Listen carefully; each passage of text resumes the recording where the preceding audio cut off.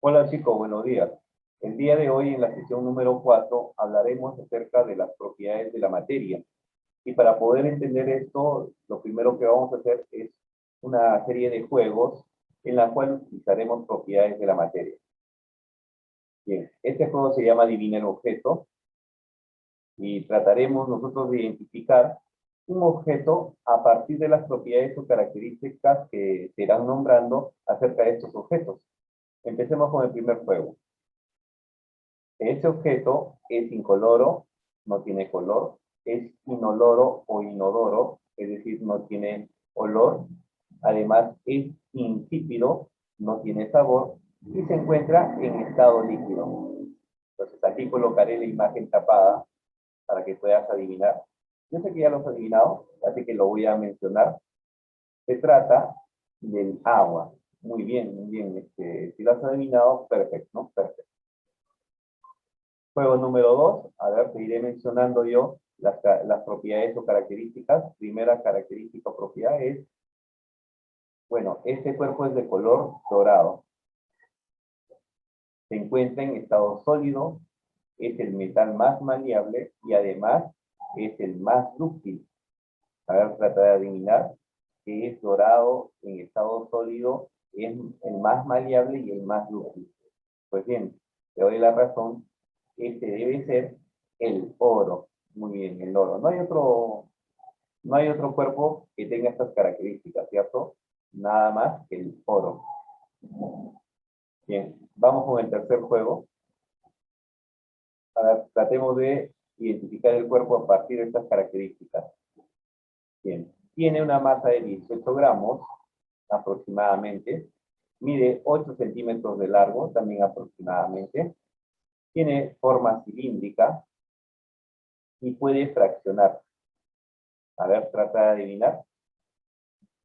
¿Sí o no que a ti resulta más difícil adivinar? Yo sé que te han pasado muchas cosas por la cabeza, ¿no? Un montón de imágenes de objetos que podrían cumplir con este cuerpo.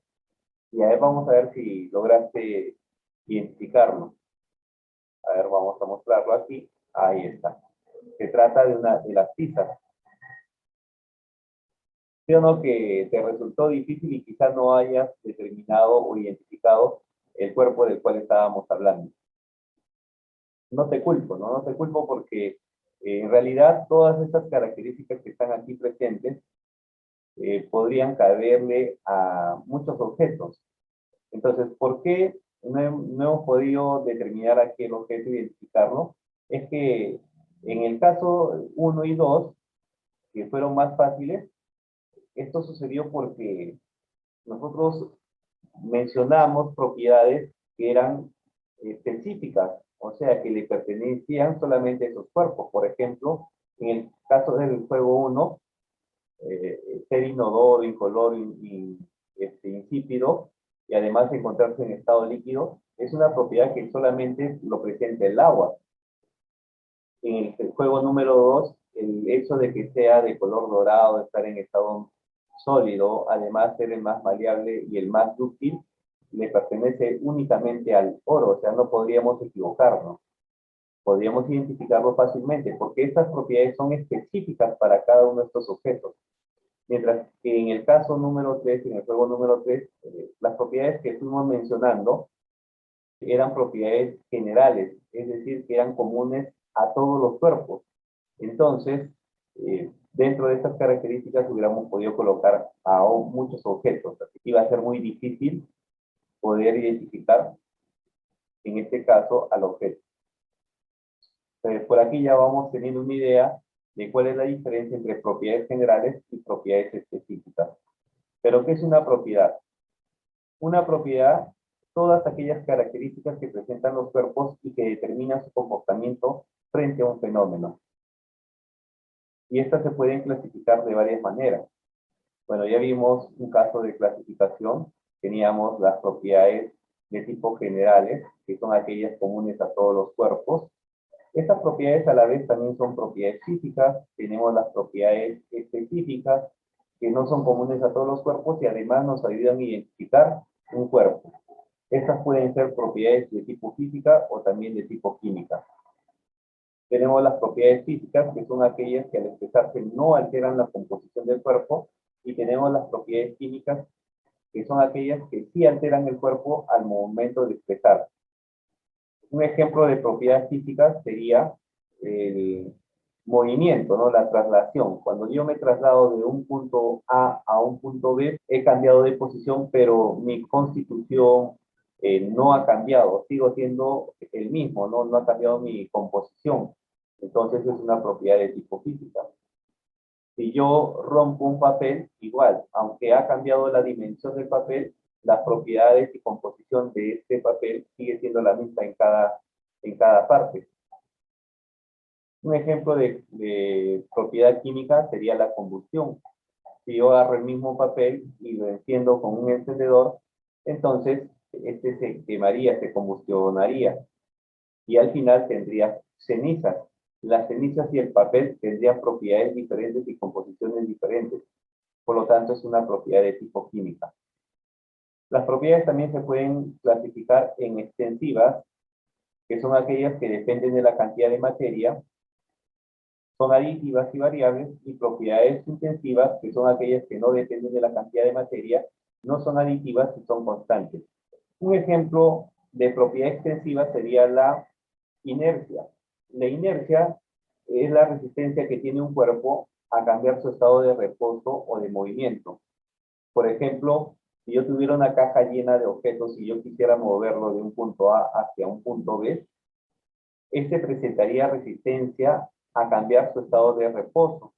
Para vencerlo, trataría de empujarlo aplicando una cierta fuerza.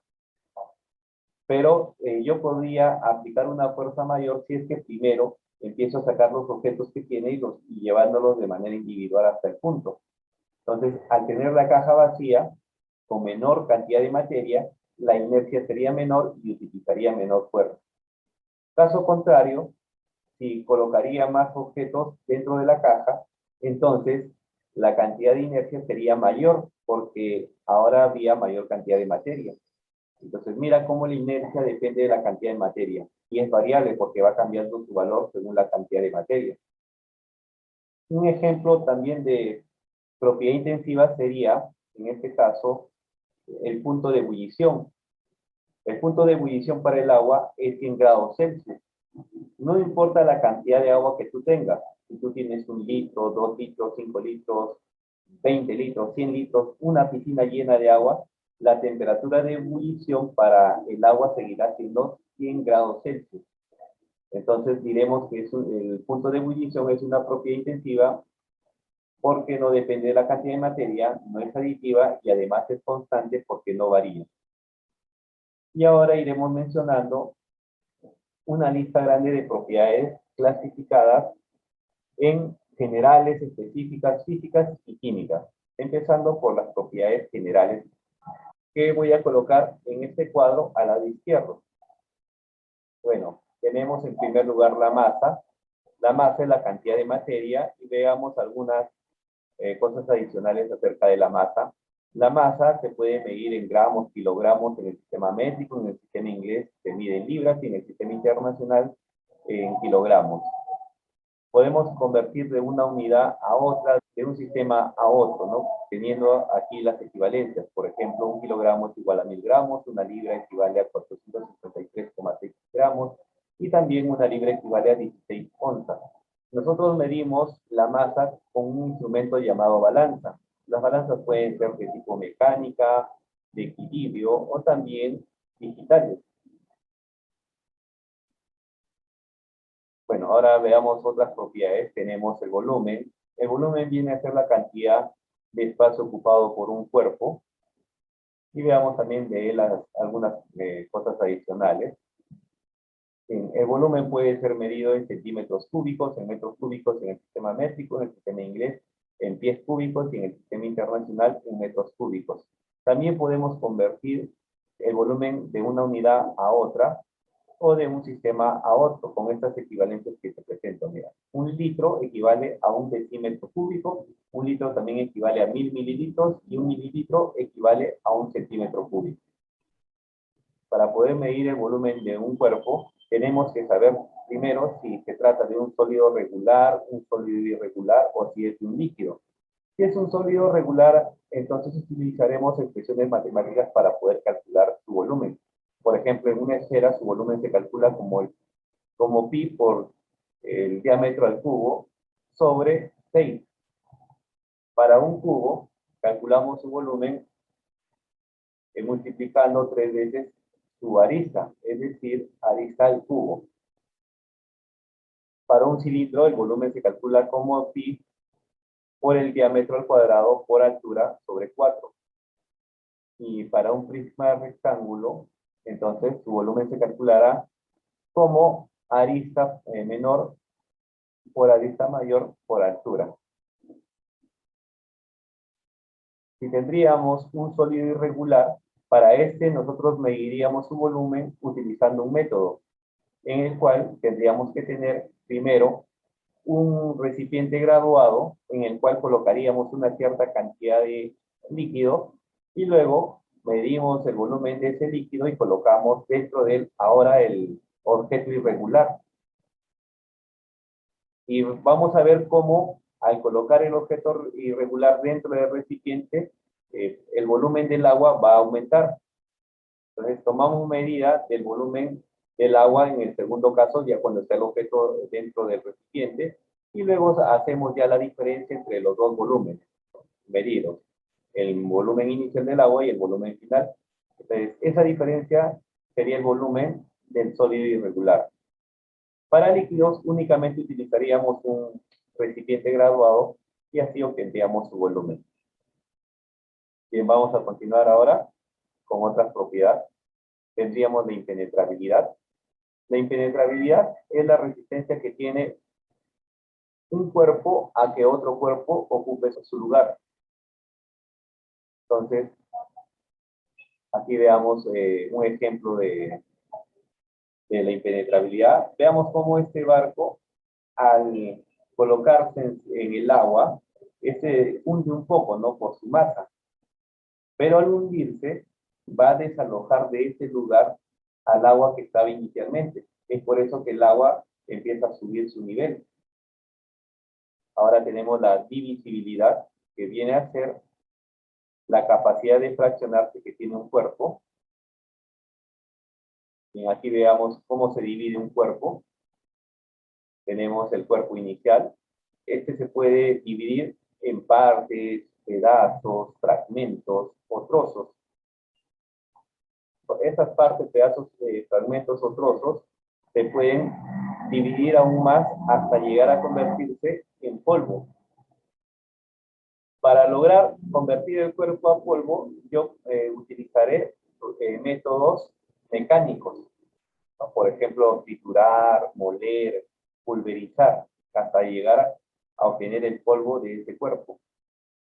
Pero puedo seguir dividiendo, ¿no? El polvo es una mezcla, así que puedo separar los componentes de esa mezcla. Y eso lo haré a partir de métodos de separación de mezclas, como por ejemplo la tamización, la filtración, la levigación, decantación, destilación. Y entonces tendré ahora sustancias puras, ¿no? Separadas de la mezcla. Bueno, todos los procedimientos que he mencionado, tanto mecánicos de triturar, moler, pulverizar, y la separación de mezclas, tamización, filtración, levigación, decantación, destilación, son procedimientos de tipo físico. También podría seguir aún más dividiendo a estos cuerpos, ¿no? En átomos, en moléculas, etcétera. Pero ya tendría que utilizar procedimientos químicos, procedimientos nucleares, ¿no? Basta con esto para que vayas entendiendo qué quiere decir la divisibilidad, ¿no? Que todo cuerpo puede ser dividido en partes más pequeñas. Bueno, ahora continuemos. Tenemos la indestructibilidad. La indestructibilidad nos dice que los cuerpos o la materia no puede ser destruida, sino que se transforma. Entonces, se transforma la materia en energía y la energía a materia. Y esto lo hemos visto en las bombas nucleares, ¿no? En las bombas nucleares se utiliza una cierta cantidad de materia de una sustancia radiactiva y por fisión nuclear se convierte a energía. Obviamente también va a haber una reacción en cadena en la cual los núcleos se van a ir dividiendo, ¿no? Pero al final se va a ir transformando en energía. Tenemos la porosidad, que viene a ser la capacidad que tienen los cuerpos de presentar espacios vacíos dentro de ellos. Entonces, por ejemplo, aquí tenemos una esponja. Esta esponja contiene muchos poros, los cuales pueden ser utilizados para poder absorber algunos líquidos. Todos los cuerpos presentan poros, ¿no? De repente algunos presentan mayor porosidad que otros, pero todos presentan poros. Tenemos la inercia, que ya hablamos acerca de esto, es la resistencia a cambiar sobre un estado de reposo o movimiento. Y aquí te pongo ejemplo de la inercia. Mira, un cuerpo en reposo, por ejemplo, puede ser empujado por otro cuerpo y así se vence su inercia. Si tenemos un cuerpo en movimiento, por ejemplo, este carro, mira, al tocar contra este muro, el cuerpo que está dentro de él, la persona, y que está también en movimiento conjuntamente con el cuerpo, quiere mantener su estado de movimiento. Entonces sale disparado del auto. Bien, continuemos. Ahora la movilidad, que viene a ser la capacidad de cambiar de ubicación, ¿no? Cuando un cuerpo se traslada de un lugar a otro lugar. La temperatura, que viene a ser el movimiento de partículas de un cuerpo. Entonces, cuando tú utilizas el termómetro para medir la temperatura, lo que estás midiendo es la cantidad de movimiento de partículas. Por eso se dice que a temperatura de cero absoluto extingue el movimiento, ya no hay movimiento. Y ahora tenemos la atracción. La atracción puede ser de 5 tipos. La afinidad, que se da entre átomos, la cohesión entre moléculas del mismo cuerpo, la adhesión, que se da entre moléculas de cuerpos diferentes, la gravedad, que se da entre un objeto y la Tierra, y la gravitación, que se da entre astros, ¿no? Por ejemplo, el Sol y la Tierra. A ver, veamos ejemplos de esta atracción, de estos tipos de atracción. Primero, la afinidad. El sodio y el flúor se atraen, ¿no?, por sus cargas eléctricas, y esto se llamaría afinidad. Tenemos la cohesión, por ejemplo, entre las moléculas del agua. Para que el agua tenga esa forma, entonces se tienen que atraer sus moléculas, ¿no? Si no, las moléculas se saldrían, se irían cada uno por su lado y no se conservaría el agua. Es lo que sucede, por ejemplo, cuando el agua se evapora, cuando hierve, ¿no? Las moléculas empiezan a adquirir energía cinética y vence esa energía cinética a su fuerza de atracción, que es la cohesión. Y entonces las partículas del agua, las moléculas empiezan a salir, ¿no? Empiezan a salir convertidas al estado gaseoso. Aquí tenemos la adhesión, que se va a dar entre moléculas de cuerpos diferentes. Y aquí en el ejemplo tenemos, mira, un microorganismo que se está adhiriendo a la membrana de una célula, y esto lo logra gracias a esta propiedad de adhesión que hay entre las moléculas que contiene la membrana celular y las moléculas que contiene la membrana de este microorganismo. Tenemos la gravedad, es la atracción que se da entre un cuerpo y la Tierra. Por eso que los objetos caen pues hacia abajo, ¿no? Cuando estamos en la superficie terrestre, ¿no? Ahí vemos el ejemplo de la manzana, ¿no?, que cae hacia el suelo. Y eso se debe a la gravedad. Y la gravitación, que se da entre astros. Por ejemplo, aquí tenemos el planeta Tierra, que atrae a la Luna por gravitación. Entonces aquí no podemos hablar de gravedad. La Tierra no atrae por gravedad a la Luna, sino por gravitación, ¿no? A veces confundimos estas dos palabras, ¿no? Gravedad o gravitación. Inclusive a veces no sabíamos que había una diferencia entre ambos. Bueno, sigamos. Todas estas propiedades que acabo de mencionar son propiedades de tipo físicas. Y las propiedades de tipo físicas pueden ser generales o también pueden ser propiedades específicas o particulares. Todas las propiedades generales son propiedades físicas, pero no todas las propiedades físicas son de tipo particular o específica. Vamos a mencionar ahora las propiedades físicas de tipo particular. Tenemos la densidad, que es la comparación entre la masa y el volumen que tiene un cuerpo. Aquí, en el caso de la densidad, hay una historia un poco, digamos, llamativa, hay una historia importante que te quiero mencionar. Bueno, hace mucho tiempo, existió un rey que quiso hacerse una corona de oro puro. Entonces le mandó a un orfebre que hiciera esta corona de oro puro. Y el rey le dio el oro con el cual trabajaría el orfebre. Entonces le dio el oro en bruto al orfebre para que lo trabajara y lo convirtiese en una corona. Luego de un tiempo, este orfebre volvió al rey con la corona, ¿no? Y al rey le gustó, ¿no? Le gustó y admiró la corona, ¿no? Felicitó por su trabajo al orfebre. El orfebre se fue, pero entonces fue que el rey empezó a dudar acerca de la calidad de la corona, ¿no? Dice, ¿y qué pasaría si el orfebre se ha agarrado parte del oro que yo le di para hacer la corona? Entonces, lo primero que hizo el rey es tratar de medir la masa de la corona y resultaba que la masa de la corona era igual a la masa de oro que él había entregado. Pero aún así persistía la duda porque él decía, ¿y qué pasaría si él ha agarrado cierta parte del oro y lo ha reemplazado por otro metal y lo ha mezclado con el oro? Entonces tendría la misma masa, ¿no? Y no podría yo distinguir midiendo la masa si ha cambiado o si este es oro puro. Y como en estas épocas no había pruebas químicas para poder determinar la pureza del oro, entonces tenía que buscar otro método más sencillo. Así que contrató a uno de los pensadores más grandes de su época y le pidió que él pudiera comprobar de que la corona está hecha de oro puro.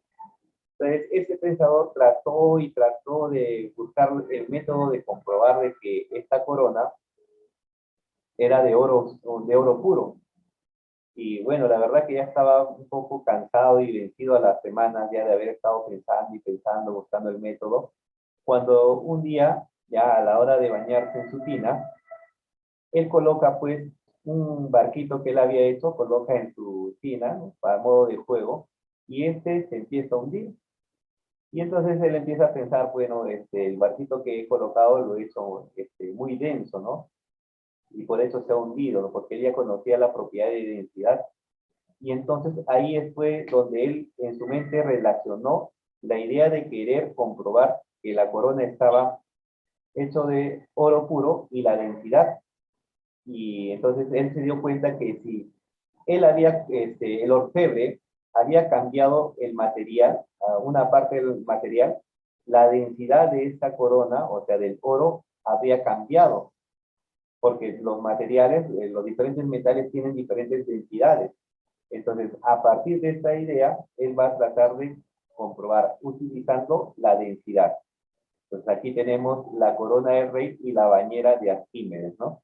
Arquímedes, al momento ya de darse cuenta de cómo iba a comprobar de que, o demostrar de que la corona estaba hecho de oro puro o no, salió corriendo, cuenta la historia, salió desnudo corriendo por las calles gritando Eureka, Eureka, ¿no? Porque Eureka quiere decir, al fin lo encontré, ¿no? Ya lo encontré. Entonces, obviamente se refería a la respuesta, ¿no? A la forma de cómo demostrar si esta corona estaba hecho de oro puro o no. Entonces, la densidad del oro, chicos, es de 19,32 gramos por centímetro cúbico y la densidad del agua es 1 gramo por centímetro cúbico, ¿cierto? Entonces, de todas maneras, si tú colocas la corona de oro en el agua, este se va a hundir, igual como si colocara la barra de oro puro que se le entregó al orfebre, también se hundiría. Pero lo que sí no cambiaría sería el volumen de la corona y el volumen del oro en estado, del oro macizo. El volumen que ocupan al tener la misma densidad sería la misma, así que deberían desalojar la misma cantidad de agua cuando lo sumerge pues, en un recipiente con agua. Entonces, utilizando esta idea de la densidad, Arquímedes pudo lograr demostrar de que esta corona estaba hecha de oro puro. Bien, continuemos, ya vimos lo que era la densidad. Tenemos la conductividad, que viene a ser de tipo térmica o eléctrica.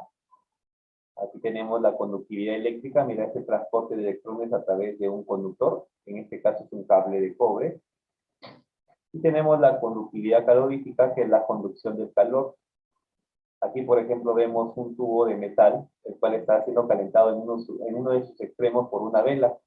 Y vemos cómo la temperatura, el calor, se va trasladando hacia la otra punta del tubo de metal. Bueno, existe varias formas de conductividad calorífica. Tenemos la conducción cuando se utiliza o cuando el calor es transportado a través de un objeto.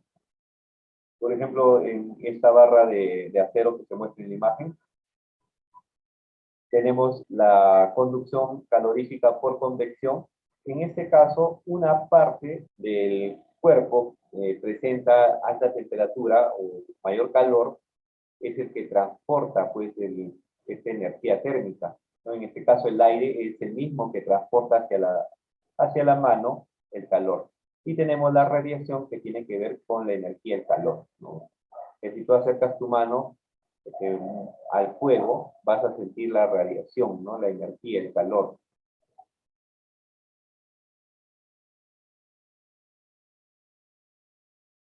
Ahora sí, continuemos. Tenemos las propiedades organolépticas, que tienen que ver con nuestros sentidos, ¿no? El olor, el sabor, el color y la textura. Ahí está, mira, el color, la textura, el olor, el sabor, el sonido, ¿no? Que presenta un cuerpo. Tenemos la solubilidad, que es la capacidad de disolverse. Entonces, por ejemplo, aquí en este gráfico, vemos moléculas de agua que van disolviendo la sal. Mira, la sal está disolviendo el sodio y el cloro, están siendo atraídos por las moléculas de agua. También son propiedades de tipo física particulares los cambios de estado físico. Y los cambios de estado físico ya los deben conocer, ¿no? Es cuando un cuerpo cambia de un estado inicial a un estado final. Entonces, si cambia de estado sólido a estado gaseoso, se llama sublimación. Si es de manera contraria, o sea, de gaseoso a sólido, también será sublimación, pero inversa. De líquido a sólido se llama solidificación, y de sólido a líquido, fusión. De líquido a gaseoso es vaporización, y de gaseoso a líquido, licuefacción. Esos son los cambios de estado físico. Existen algunas propiedades de tipo particulares que solamente le pertenecen al estado sólido, como la dureza, por ejemplo. La dureza es la resistencia a ser rayado, y la tenacidad viene a ser la resistencia a ser roto. Entonces, hay mucha confusión a veces entre la dureza y la tenacidad. Dicen, oye, este cuerpo está muy duro, no lo puedo quebrar. Pero en realidad ese término está mal usado, porque la dureza es la resistencia a ser rayado. Mira, aquí tenemos en esta imagen la representación de la dureza. El yeso, por ejemplo, puede ser rayado por esta navaja, ¿cierto? Pero el topacio, que tiene una dureza igual a 8, no puede ser rayado por esta navaja. En el caso de la tenacidad, este vendría a ser la resistencia a ser roto por tracción. Y mira, veamos estas pastillas que están aquí en las imágenes. ¿Quién se rompe primero? ¿Quién se quiebra primero? El del lado izquierdo, y el del lado derecho demora más, ¿cierto? Frente a la presión que se le está aplicando. Entonces diremos que la pastilla que está al lado derecho es más tenaz que la pastilla que está al lado izquierdo. La elasticidad vendría a ser la deformación que puede presentar un cuerpo de manera reversible. Entonces, la elasticidad no solamente lo presentan las ligas, por si acaso, también puede ser una propiedad de un resorte. Entonces, las ligas y los resortes presentan esta propiedad de elasticidad.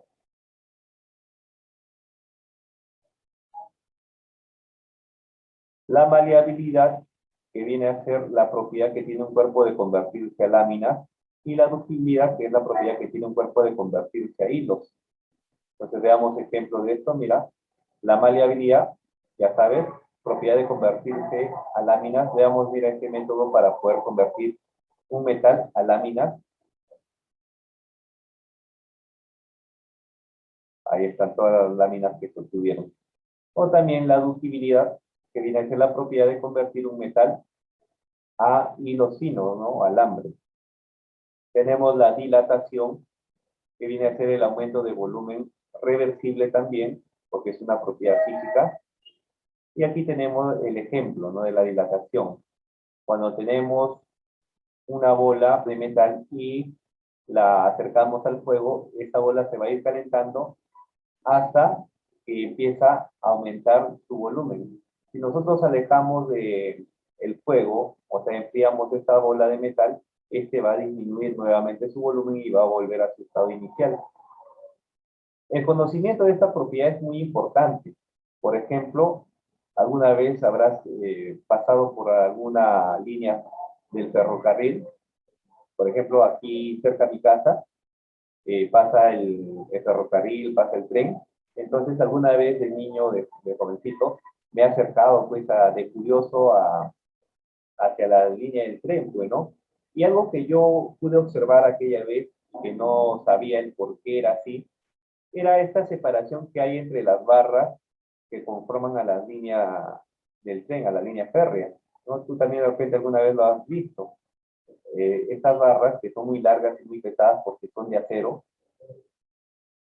no están totalmente juntas, no es una sola barra de metal, sino que son varias barras de metal que se van colocando, pero con una cierta separación, a la cual se llama junta de dilatación.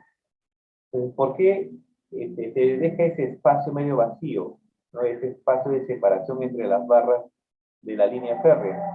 Eso se debe a que cuando pasa el tren a mucha velocidad, entonces esas barras se empiezan a calentar y al calentarse se dilatan, igual que la bola de metal.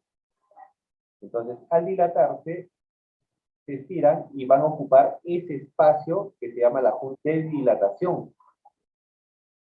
Si no existiera ese espacio de junta de dilatación, entonces el metal o la barra de metal terminaría así de esta manera, mira, se doblaría. Hasta inclusive podría presentarse de esta manera, mira. Entonces, por eso es importante colocar juntas de dilatación cada ciertos tramos de la línea férrea, ¿no? Para que no suceda esto, porque si esto sucede, el tren terminaría descarrilándose.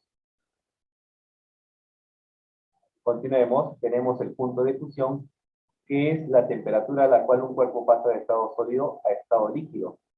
Si te das cuenta, la dureza, la tenacidad, la elasticidad, maleabilidad, ductilidad y dilatación son propiedades que solamente podría presentar un cuerpo en estado sólido. La tenacidad no podría ser una propiedad de un cuerpo en estado líquido. Entonces vamos a presentar ahora propiedades de cuerpos en estado líquido. Por ejemplo, la viscosidad. La viscosidad es la resistencia a fluir. Y aquí tenemos un ejemplo, mira. Esta es la comparación de la viscosidad de diferentes aceites hidráulicos.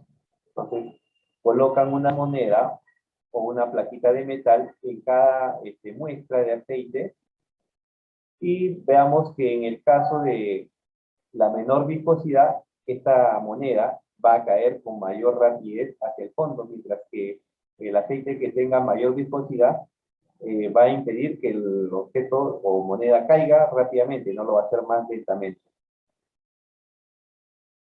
Tenemos la tensión superficial. Ahora sí, la tensión superficial, que viene a ser una fuerza que es perpendicular a la superficie de un líquido. Y gracias a esta fuerza que es perpendicular a la superficie del líquido, es que algunos insectos pueden posarse sobre la superficie del agua sin hundirse. También gracias a esta tensión superficial se pueden formar burbujas. También se pueden formar pompas. Y también se pueden formar gotas de agua. Y por aquí te estarás preguntando, ¿cuál es la diferencia entre burbujas y pompas? Bueno, también podría ser, ¿cuál es la diferencia entre burbujas, pompas y gotas de agua? ¿No? Porque si te das cuenta también, tienen una cierta similitud, ¿no? Las burbujas las pompas y las gotas tienen formas esféricas, ¿cierto? Pero ¿cuál es la diferencia en sí? Bueno, si te das cuenta en la imagen, una burbuja viene a ser una esfera de un cuerpo en estado gaseoso que está dentro de un cuerpo en estado líquido. En cambio, una pompa vendría a ser una esfera también de aire o en todo caso, de un cuerpo en estado gaseoso, pero que está dentro de un cuerpo en estado gaseoso. En cambio, las gotas vendrían a ser esferas de un líquido que están dentro de aire, ¿no? De un cuerpo en estado gaseoso. Ahora, también habrás notado que las gotas en la Tierra tienen forma no tan esférica, ¿no? Sino que son un poco alargadas. Cuando caen del caño, por ejemplo, tienen una forma medio alargada. Parece una lágrima, ¿no? Pero eso no sucede igual en el espacio. En el espacio, las gotas de agua tienen una forma esférica perfecta. Eso se debe a la gravedad que presenta la Tierra, ¿no? La gravedad que presenta la Tierra hace que la gota de agua se estire un poco, pero en el espacio, al no haber gravedad, entonces la gota va a mantener su forma esférica perfecta. Bueno, ahora hablemos acerca de la capilaridad. La capilaridad viene a ser la atracción que hay entre el líquido con las paredes del recipiente. O sea, sería una atracción por adhesión, ¿no? Acuérdate que hay varios tipos de atracción. O sea, gracias a esta capilaridad es que el agua puede subir a través de los capilares. Por ejemplo, tú sabes que las plantas pueden transportar el agua que se encuentra en el suelo y que recogen con sus raíces y llevarlo hasta sus hojas. ¿Y cómo lo hacen si ellos no tienen un motorcito que empuje el agua hasta las hojas, ¿no? Para que puedan elevar el agua que está en el suelo hasta las hojas. Eso lo pueden hacer gracias a esta propiedad de capilaridad. Entonces, las raíces tienen unos pequeños conductos que se llaman xilema, ¿ya? Y por los cuales, al ser unas especies de capilares, va subiendo el agua pegándose en sus paredes, ¿no? Empieza a pegarse en las paredes y empieza a subir el agua a través de esos capilares, hasta llegar hasta las hojas. Y ahora tenemos el punto de ebullición, que vendría a ser la temperatura a la cual un cuerpo puede transformarse de líquido a gaseoso o de gaseoso a líquido. La propiedad de viscosidad, tensión superficial y capilaridad solamente pertenecen a cuerpos en estado líquido. Y ahora mencionemos dos propiedades que pertenecen a cuerpos en estado gaseoso, la compresibilidad y la expansibilidad, que vendrían a ser la disminución de volumen o el aumento de volumen. Entonces aquí vemos esas propiedades. Mira cómo este gas, mediante presión, podemos hacer que disminuya su volumen o que aumente su volumen, en todo caso, disminuyendo la presión. Ahora mencionemos las propiedades químicas, ya vamos a terminar con esta lista de propiedades. Tenemos la oxidación, por si acaso se mencionó que las propiedades químicas son de tipo particular. Y aquí tenemos la oxidación, que vendría a ser la pérdida de electrones que presenta un cuerpo, y la reducción, que vendría a ser la ganancia de electrones, o sea, el caso contrario. Y aquí tenemos el ejemplo. Mira lo que sucede en una electrólisis, ¿no? Existe pérdida y ganancia de electrones. En este caso, el ánodo pierde electrones porque estos electrones se dirigen hacia el cátodo. Entonces, como la oxidación es la pérdida de electrones, el ánodo es el que se oxida y el cátodo, que es el que gana los electrones, es el que se reduce. Luego tenemos la corrosión, que vendría a ser el deterioro de un material por un ataque electroquímico. Entonces aquí tenemos el ejemplo de corrosión. Mira cómo este metal es corroído, ¿no? Es corroído. Poco a poco es corroído. Lo que pasa, por ejemplo, con tu calamina de metal, que debido a la lluvia, esta lluvia empieza a corroer el metal y se empieza a oxidar. Tenemos la fermentación, que vendría a ser la degradación de glucosa en la que se obtiene alcohol. Por ejemplo, la fermentación utilizando levadura en el pan, ¿no? El pan se hincha debido a que tiene levadura. La levadura fermenta el azúcar que contiene el pan, o la masa del pan en todo caso. También podríamos utilizar levadura para fermentar la uva, y entonces así obtener vino. Tenemos la digestión, que vendría a ser la degradación de alimentos para obtener nutrientes. No es lo que sucede todos los días cuando comes. Entonces, cuando comes, aquí está, mira, te empujas tu jugo, te empujas tu pan ahí, tu sándwich en la mañana, o una manzana, mira, como en este ejemplo, lo masticas, pasa en forma de bulo alimenticio, llega a tu estómago, se combina con el ácido clorhídrico, se convierte en quimo, luego es absorbido los nutrientes y el agua, llega al intestino grueso y se transforma en kilo, y luego sale 1 kilo, sale 2 kilos, 3 kilos, todo. ¿Sí o no? Entonces, esa es la digestión. Este proceso, acuérdate, sirve para poder obtener nutrientes. Y es un proceso químico, ¿no? Porque cambia las propiedades del objeto inicial y el objeto final, ¿no? Ya lo habrás notado, mira, al inicio era manzana y al final deja de ser manzana. Tenemos la neutralización, que vendría a ser la reacción entre una base y un ácido. Y tenemos la fotosíntesis, que viene a ser el proceso que realizan las plantas para obtener o sintetizar glucosa. Entonces, la neutralización, reacción entre un ácido y una base. Por ejemplo, cuando consumes sal de Andrews, lo que estás haciendo es utilizar una base para neutralizar la acidez que está en tu estómago. Y tenemos la fotosíntesis, que es el proceso por el cual las plantas sintetizan la glucosa utilizando el dióxido de carbono, el dióxido de carbono y el agua que está en el suelo. Además, obtienen energía a través de la luz solar, ¿no?